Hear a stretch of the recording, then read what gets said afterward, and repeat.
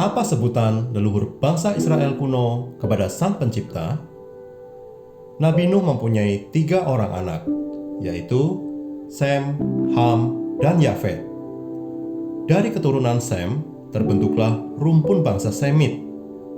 Rumpun bangsa Semit di Timur Tengah kuno sejak dulu menyebut dewa atau ilah dengan sebutan Il atau El. Sedangkan kepada dewa utama atau ilah yang tertinggi yang menciptakan langit dan bumi, orang-orang Ibrani menyebutnya Elohim. Orang-orang Aram menyebutnya Elah atau Elaha. Orang-orang dengan bahasa Syria menyebutnya Allaha. Orang-orang dengan bahasa Arab menyebutnya Allah. Itu semua gelar panggilan yang sama yang ditujukan kepada Sang Pencipta langit dan bumi, yang mereka sudah sembah sejak dulu. Abraham adalah leluhur biologis dari bangsa Israel. Dia adalah anak dari Terah yang lahir sekitar 2000 tahun sebelum Masehi dari keturunan Sem di tanah Ur Kasdim.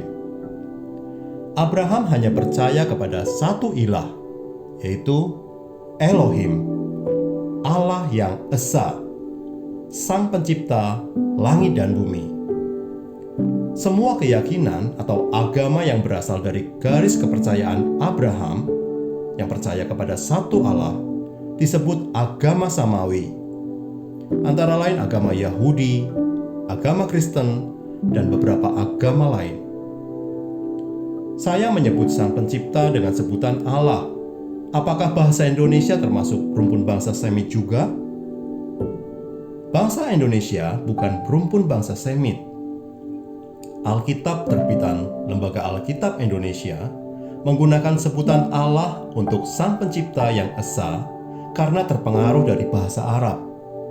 Di negeri Arab, sebutan Allah sudah lama digunakan oleh orang-orang Kristen yang tinggal di Arab. Orang-orang Kristen yang tinggal di Arab sudah ada sebelum abad ke-5 Masehi. Orang-orang Arab yang beragama Kristen sudah menggunakan sebutan Allah sejak dulu.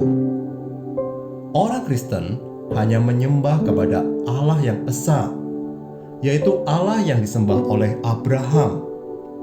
Allah yang Esa, Allah yang Maha Kuasa, Pencipta langit dan bumi dan segala isinya, baik yang kelihatan maupun yang tidak kelihatan.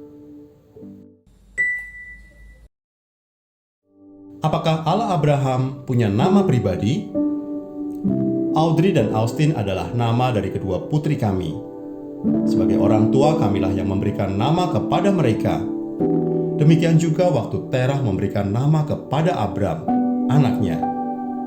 Berhala-berhala di dunia ini yang diciptakan oleh tangan manusia juga mempunyai nama. Manusia yang menciptakan lalu memberikan nama kepada mereka, termasuk berhala-berhala zaman modern sekarang ini. Nah, sekarang pertanyaannya adalah, jika Allah, Sang Pencipta adalah yang awal, sebelum segala sesuatu ada, sekaligus merupakan sumber dari segala sesuatu, Ia yang tidak dilahirkan dan yang tidak diciptakan, apakah menurutmu Allah mempunyai nama pribadi? Dalam Keluaran 3 ayat 13-15, Musa pernah bertanya kepada Allah, "Jika nanti aku bertanya kepada orang-orang Israel, Allah nenek moyangmu telah mengutus aku kepadamu." Lalu orang Israel itu bertanya balik, "Siapakah nama Allah kami?" Apa yang harus aku jawab? Allah menjawab, "Katakan kepada mereka, Aku adalah Aku. Akulah Aku yang telah mengutus Musa kepadamu. Meskipun tidak terlihat, Aku ada dan selalu ada menyertai umatku. Itulah namaku untuk selama-lamanya, dan itulah sebutanku turun-temurun. Akulah Allah nenek moyangmu, Allah Abraham, Allah Ishak, dan Allah Yakub yang telah mengutus Musa kepadamu." Melalui peristiwa itu, umat Israel memberikan nama pribadi, pada Allah dalam bahasa Ibrani. Yod-Heh-Vav-Heh atau YHWH, Allah yang selalu menyertai umatnya. Cara membaca nama YHWH yang benar sampai sekarang belum bisa dipastikan. Ada yang membacanya Yahweh, Yehova. Tidak ada yang tahu pasti cara membacanya. Karena selama berabad-abad dalam budaya Yahudi, nama yang dianggap suci ini dilarang untuk diucapkan.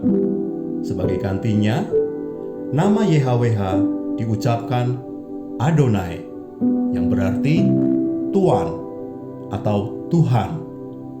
Di dalam Alkitab Perjanjian Lama, LAI, penulisan nama YHWH diketik Tuhan.